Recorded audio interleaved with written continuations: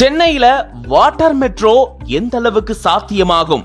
முதல் கட்ட ஆய்வு பணிகள் நடக்க ஆரம்பிச்சிருக்கு.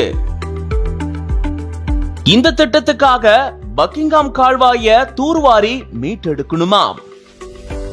தூர்வாரதுக்கும் இந்த திட்டத்துக்கும் சுமார் 3000 5000 கோடி ரூபாய் வரைக்கும் செலவாகுமாம். நேப்பியர் பாலத்திலிருந்து கோவளம் வரைக்கும் 53 கிலோமீட்டருக்கு வரப்போகுது வாட்டர் மெட்ரோ. மெட்ரோ ரயில் மாதிரியே அதிநவீன டெக்னாலஜியோட ரொம்பவே சொகுசான ஒரு படகு சவாரிய சென்னையில பண்ணா எப்படி இருக்கும்? அதுக்கான திட்ட அறிக்கையை தான் இப்ப தயார் செஞ்சிட்டு இருக்காங்க.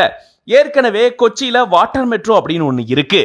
கடந்த 2023ஆம் ஆண்டு இந்த திட்டம் மக்கள் பயன்பாட்டுக்கு கொண்டு வரப்பட்டுச்சு.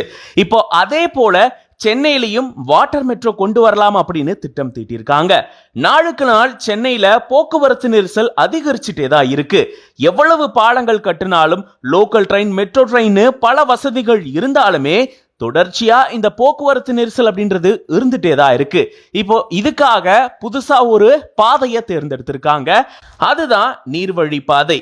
ஆமாங்க, வாட்டர் மெட்ரோவை கொண்டு வரலாம் அப்படின்னு சொல்லி அதுக்கான ஆய்வு பணியில தான் அதிகாரிகள் இறங்கியிருக்காங்க. முதல் கட்டமா நேப்பியர் பாலத்திலிருந்து கோவளம் வரைக்கு படகு போக்குவரத்து கொண்டு வர போறாங்க.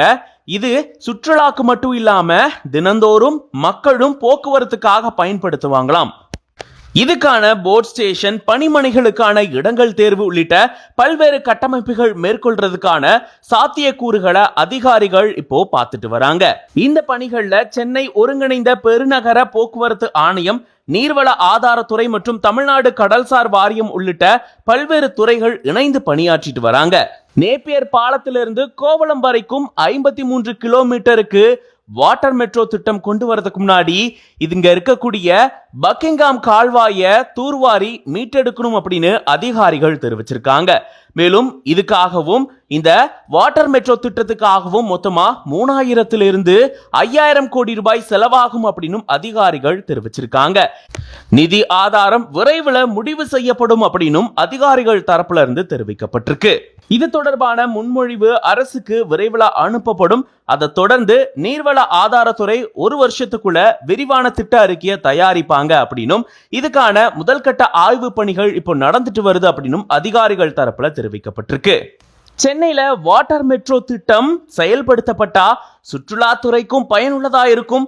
அதே போல தினந்தோறும் போக்குவரத்து நெரிசல சிக்கக்கூடிய சென்னை மக்களுக்கும் ரொம்பவே பயனுள்ளதா இருக்கும். இத பத்தி நீங்க என்ன நினைக்கிறீங்க அப்படின்றத கமெண்ட்ஸ்ல சொல்லுங்க. மேலும் இந்த மாதிரி செய்திகளுக்கு ஒன் இந்தியா சேனலை சப்ஸ்கிரைப் பண்ணிக்கோங்க.